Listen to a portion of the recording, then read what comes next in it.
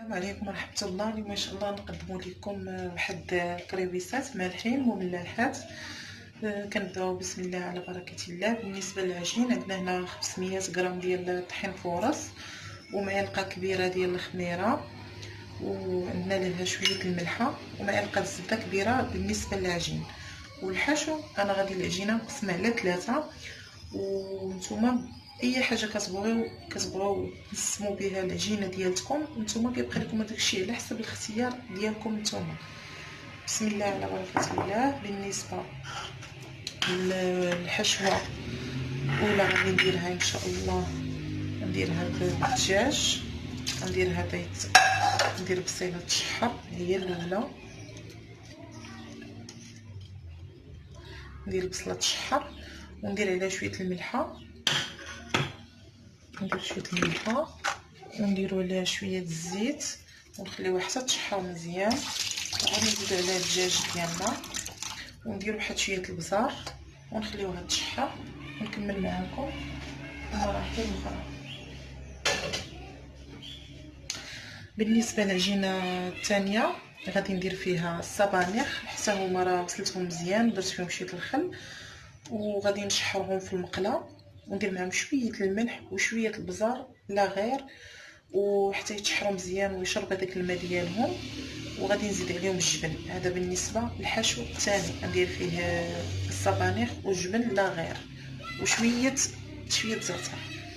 وبالنسبه للحشو الثالث غادي ندير فيه البصله اللي غادي نشحرها، وغادي ندير فيه لاصوص ديال المطيشه، وغادي ندير فيه الزيتون، وغادي ندير فيه الثوم ان شاء الله. نتبع معكم مرحله بمرحله. وهاد البيضه هذه غادي ندهنوا بها الشيء الاخر. بنات بالنسبه للعجين عندنا هنا 500 غرام ديال طحين فورس رطب ومعلقه كبيره ديال الخميره وزوج معالق كبار ديال الزبده ومعلقه كبيره ديال الجبن. اللي ما عندوش الجبن يدير الفرماج، يدير 2 فرماجات، وعندي شويه الملحه وغادي نعجنها هي بالحليب. بسم الله على بركه الله. نديرو 500 غرام ديال الطحين،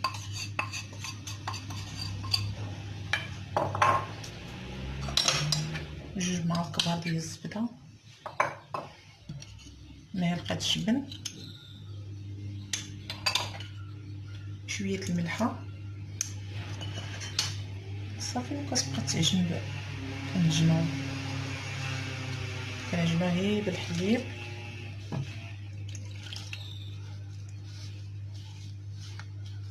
تجمع العجينه كامله. نتوما ديروا 2 كيسان ديال الحليب ديال العلبه، غتحطوهم حداكم وتشوفوا شحال يقدكم ديال الحليب.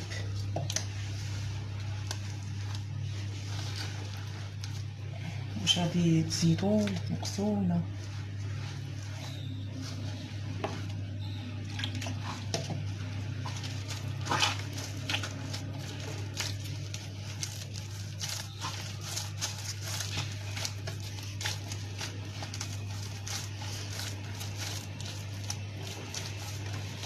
وبين ما تعجنوها تخليوها ترتاح مزيان حتى ترتاح نيت، عاد باش تشدوها وتقسموا العجينه. وتشدوا العجينه تقسموها تخليو بحال ديروا جوج كبار، تخرجوا 2 كبار والاخرين غادي نتخرجوا 2 صغار. ما خمرت لينا العجينه ديالنا كما قلت لكم، راه درت هادو 2، هادو اللي غنديرهم الكبار وهادو ديك الكريوسات الصغار. بسم الله. كنسرحوه هنايا، نحطوه على الطبله، كنسرحوه هكا.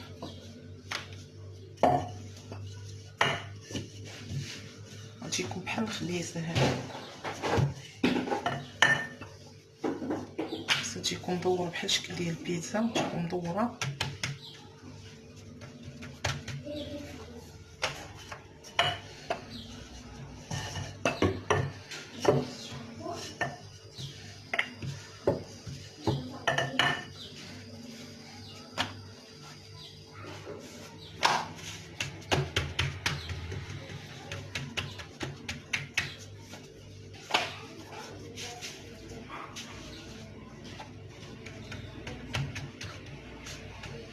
نجيكم على هذا الشكل هذا دائري، حيت المدلك عندي كبير بزاف خاصو مساحه كبيره. هذا صافي هذه كتبقاي تقسمي بسم الله هكا جهه هكا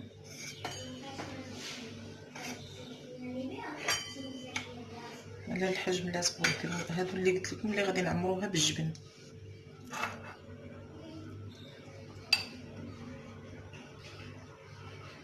كنجيبو هكا وكنبقاو ندورو.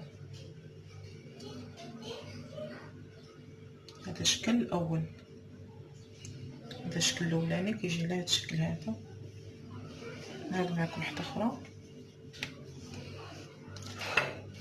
هذا الجبن والصبانيخ وشويه الزعتر كيجيو واعرين. هادو تقدروا تعمروا بهم حتى البريوات. هاد العماره هذه اللي وريتكم تقدروا تعمروا بها حتى البريوات.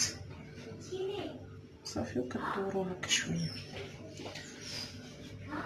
نوريكم البنات الشكل الثاني. حيد هادو باش ما نطولش عليكم في الفيديو بزاف. نوريكم الشكل الثاني.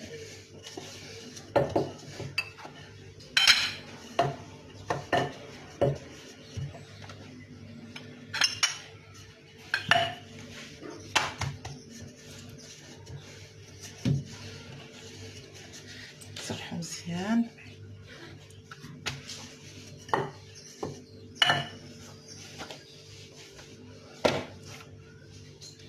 بس تجي رقيقه هذه شويه.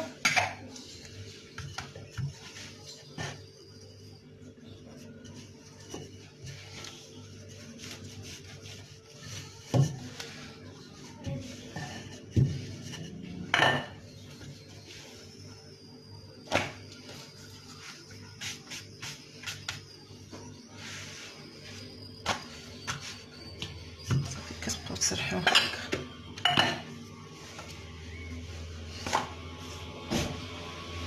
وتكون مرشوشه بالطحين باش ما تلصقش لكم على الخامه.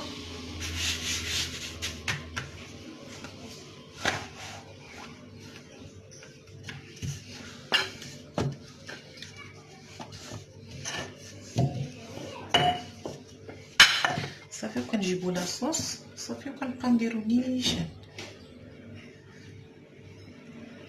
كنعمروها كامله بلاصوص. صافي وكنسرحو هكا. كنديرو على الجوانب كامله.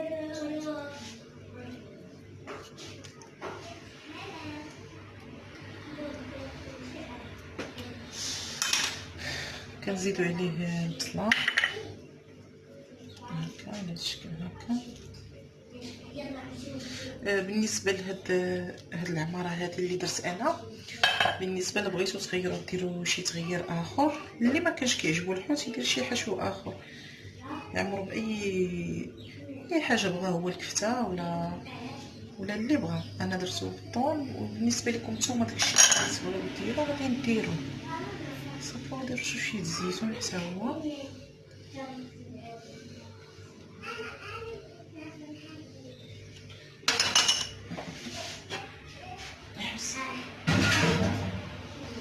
بسم الله على بركه الله. بسم الله. صافي وكنبقاو ندوروها هكا كامله.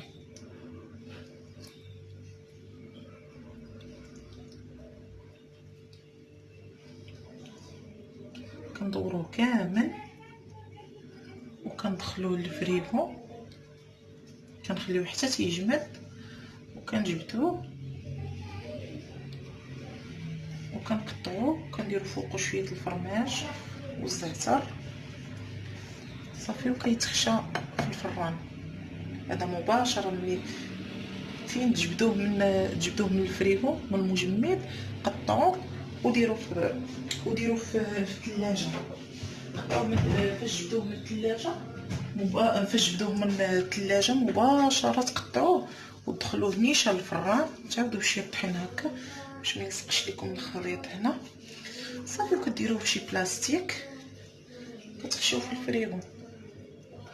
هذا بالنسبه للحشو الثاني. هذا بالنسبه لهذا الثالث. اي شكل عندكم في العقل ديالكم غتفكروا ديروا غادي ديروا، ماشي بالضروره شكون اي شكل بغيتو ديروا غادي ديروا.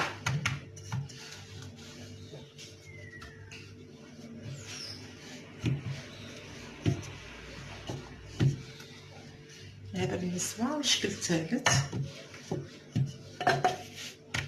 حيت الخميره ديالنا مازال غادي تزيد تخمر.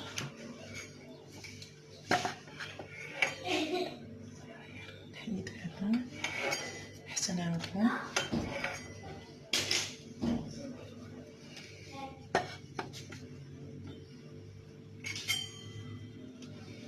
بسم الله.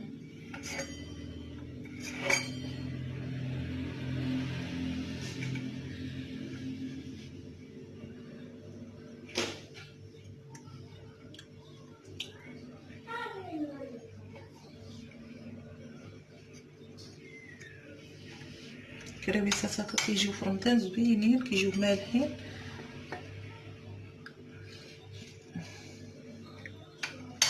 نوريكم على هذا الشكل هذا وانتم غادي تكملوا.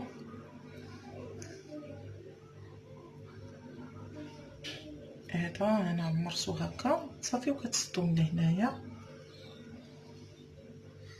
غير بيديكم صافي. كيجيكم شكل حتى هو زوين وراقي. اللي بغى يدير شويه صفر البيض يدير، انا ما درتوش. غادي ندهنيه بالبيض من الفوق هانتوما كيما كتشوفوا معايا، وغادي نزينو بشويه زنجلان ولا ديروا فيه الفوق شويه الخشخاش ولا ديروا فوق شي حاجه على حسب نتوما الديكور ديالكم اللي غادي نديرو. نعاود معكم الثانيه. هذا الحشو اللي فيه البصله والدجاج، البصله والدجاج، صدر ديال الدجاج كتقطعوه، ديروا بصيله تشحروها صافي وكديروا.